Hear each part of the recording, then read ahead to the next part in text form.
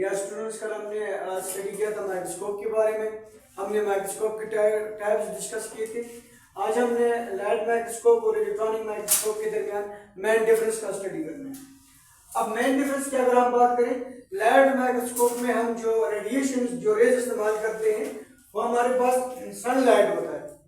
जो सोर्स होता है लाइट माइक्रोस्कोप के अंदर वो सनलाइट होता है, जबकि इलेक्ट्रॉनिक माइक्रोस्कोप के हमारे पास बीम ऑफ इलेक्ट्रॉन्स होती है, यानी कि हमारे पास इलेक्ट्रोमैग्नेटिक रेडिएशंस होती है। यहाँ पे अगर लेंस की बात करें, लाइट माइक्रोस्कोप के अंदर हम ऑप्टिकल लेंस यानी सिंपल ग्लास लेंस इस्तेमाल करते हैं, जबकि इलेक्ट्रॉनिक माइक्रोस्कोप के अंदर इलेक्ट्रोमैग्नेटिक लेंस इस्तेमाल करते हैं। इमेज की बात करें तो लाइट माइक्रोस्कोप हमें 2D इमेज बना कर देता है, जबकि इलेक्ट्रॉनिक माइक्रोस्कोप हमें 2D और 3D दोनों इमेजेस बना कर देता है।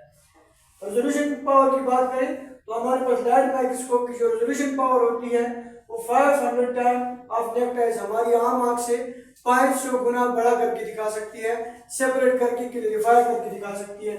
जबकि इलेक्ट्रॉनिक माइक्रोस्कोप की बात करें वो 400 टाइम हमें साफ और क्लियर करके दिखाती है, किसके बनिस्बत लाइट माइक्रोस्कोप की। मैग्निफिकेशन पावर की बात करें तो हमारी आंख से ये 1000 से 2000 गुना बड़ा करके दिखा सकता है लाइट माइक्रोस्कोप, जबकि इलेक्ट्रॉनिक माइक्रोस्कोप की बात करें तो ये 100 गुना 100 टाइम हमें बड़ा करके दिखा सकता है बनिस्बत लाइट माइक्रोस्कोप की। यानी कि हमारे पास इलेक्ट्रॉनिक माइक्रोस्कोप हमारे पास 1 मिलियन या इससे ज्यादा टाइम बड़ा करके दिखा सकता है किसी भी ऑब्जेक्ट को।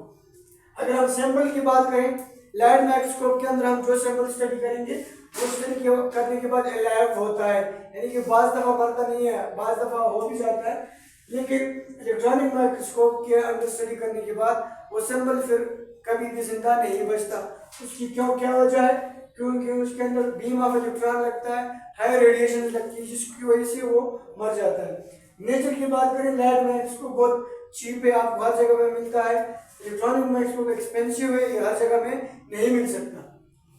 इसके अलावा मैंने यहाँ में 2 टर्म्स का जिक्र किया है, resolution power and magnification power. अब ये मैग्निफिकेशन पावर है और यहाँ पे हमने रेजोल्यूशन पावर डिस्कस करना है। अब मैग्निफिकेशन पावर किसको कहते हैं? The ability of microscope which enlarge the image.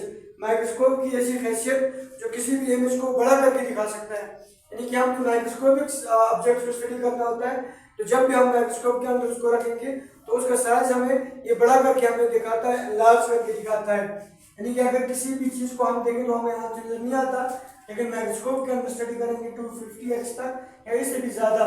ये डिपेंड करता है कि माइक्रोस्कोप के अंदर लेंस किस रेजोल्यूशन के डाले, ठीक है। इसके अलावा रेजोल्यूशन पावर की बात करें, the ability of a microscope which shows clearly and separately objects called resolution power. यानी कि हमने यहाँ पे 2 ऑब्जेक्ट्स ड्रॉ किए हैं, अब हमें बनिस्बत हमारी आम आंख से हमें नजर नहीं आएंगे ये कितने हैं, लेकिन जब हम इसको माइक्रोस्कोप के अंदर स्टडी करेंगे, एक तो ये हमें बड़ा करके दिखाएगा, क्लियरिफाई करके, और इन दोनों के दरमियान जो सेपरेशन है वो भी हमें बताएगा इनके दरमियान डिस्टेंस कितना है। तो ये इसको हम रेजोल्यूशन पावर कहते हैं। फॉर एग्जाम्पल मैंने यहाँ पे वैसे लिखा है, ह्यूमन आई की लेफ्ट आई की जो रेजोल्यूशन पावर है 0.02 नैनोमीटर, यानी कि इससे अगर ज्यादा चीजों के दरमियान डिफरेंस होगा तो वो हमें पता नहीं चलेगा। उसके बाद हमारे पास topic emergency of cell theory. Many scientist contribute to represent the cell theory.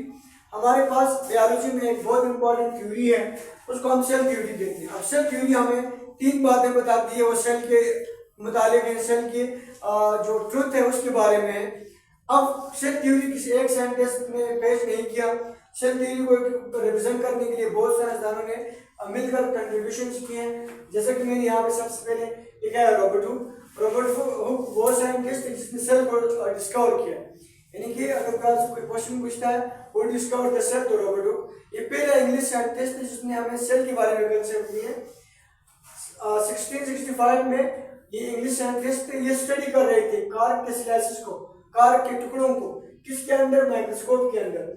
जब इसने कार्क के स्लाइसेस को, टुकड़ों को माइक्रोस्कोप के नीचे रखकर स्टडी किया तो उसने उस कार्क के स्लाइस के अंदर इस तरह के खाने नजर आने लगे उसको, यानी उन खानों को उसने क्या नाम किया था? Empty chambers. यानी कि जिस तरह की शेर के मक्खी की जो छत्ता होता है ना, उसके दरमियान जो खाली कमरे होते हैं, उस तरह के कमरे नजर आए थे। उसने उन कमरों को सेलुला कहा और बाद में सेलुला से हमारे पास क्या बना है? सेल बना है। सेकंड नंबर पे एंटोनियो लिवानो का आया है 1676 में। इसने क्या किया है? ही स्टडी द पॉन्ड वाटर, इसने जो तालाब का पानी होता है उसके कुछ ड्रॉप्स लिए ऑन मेड माइक्रोस्कोप के अंदर स्टडी किया। ये एंटोनियो लिवानो वही बंदा है जिसने बेटर माइक्रोस्कोप बनाया था, इसी को हम माइक्रोस्कोपिस्ट कहते हैं। इसने अपनी बनाई हुई माइक्रोस्कोप के अंदर उस पानी के जो ड्रॉप्स थे उसको रखा और ऊपर से माइक्रोस्कोप के अंदर स्टडी किया। उसने ऑब्जर्व किया लिटिल क्रिएचर्स, उसने उस पानी के अंदर कुछ छोटी छोटी चीजें तैरती हुई नजर आई उसे। उन सवाल तैरती हुई चीजों को उसने कुछ क्रिएचर कहा, लेकिन बाद में कुछ लोगों ने उसको क्रिएचर्स को मॉडिफाई करके एनिमल्कुलस का नाम दिया। असल में वो हमारे पास क्या थे, यूनिसेलुलर ऑर्गेनिज्म की डिस्कवरी थी, यानी कि एंटोनियो लिवानो वो बंदे थे जिसने सबसे पहले यूनिसेलुलर ऑर्गेनिजम्स को under the on made microscope के नीचे इसको डिस्कवर किया।